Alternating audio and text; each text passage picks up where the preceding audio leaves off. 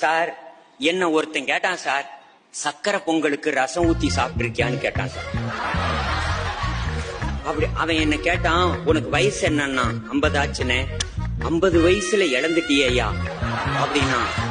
அவன் சொல்றத பார்த்தா எனக்கு ஆடாடா அந்த ரசத்துல சக்கரை பொங்கலை போட்டு அந்த சக்கரை பொங்கல் முழுக ரசத்தை ஊத்தி என்னமோ கடல்ல கப்பல் போற மாதிரி அத முழுக அது அப்படியே நெய்ப்பதமா கரைச்சி அது உள்ள இறங்குறப்ப ஆடாடா சக்கரை பொங்கலோட இனிப்பு ரசத்துல இறங்கி ரசத்தோட காரம் சக்கரை பொங்கல்ல இறங்கி ஆடாடாடாடாடா.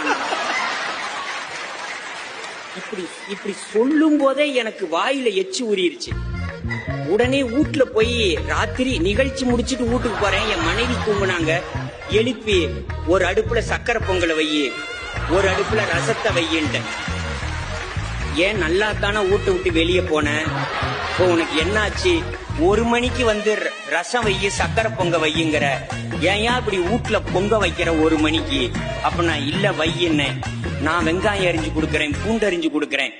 அத வச்சுட்டு கரைச்சி சார் வாய்க்கு கொண்டு போகல சார், மூக்குக்கு கூட கொண்டு போக முடியல சார். அத அப்படியே வச்சுட்டு அவங்கிட்ட போய், நீ ஏன் அப்படி சொன்னேன்னு கூட நான் கேட்கல, அது ஏன்டா என்ன பார்த்து சொன்னான்னு. அவன் சொன்னான், நீ சாப்பிடுற அழக பார்த்தேன், நீ எதை வேணுமானாலும் சாப்பிடுவேன்னு எனக்கு தோணுச்சுன்னா. சார் இன்னைக்கு நான் சொல்றேன் சார், என் சகோதரி கல்யாணம்னு சொன்னீங்கல்ல, மனசுல இருந்து சொல்றேம்மா. இந்த சக்கரை பொங்கலுக்கு ரசம் ஊத்தி சாப்பிட்டா நல்லா இருக்கும்னு சொன்னவனும், கல்யாணம் பண்ணி நல்லா இருப்பேன்னு சொன்னவனும் 2 பேரும் ஒண்ணுதான் சார். அவன் நல்லா இருந்தெல்லாம் சொல்லல, நமக்கு ஒருத்தன் சொன்னா நாம சீப்படுறோம், நாம ஒரு 4 பேத்துக்கு சொல்லுவோமே அப்படின்னு தான் சார் சொல்றான். இப்ப நான் சொல்றேன், கல்யாணம் ஆகும்போது எல்லாருமே சொல்லுவான் சார், போக போக சரியா போயிடும்னா. ஆனா எவ்வளவு தூரம் போகணும்னு எவனுமே சொல்லல.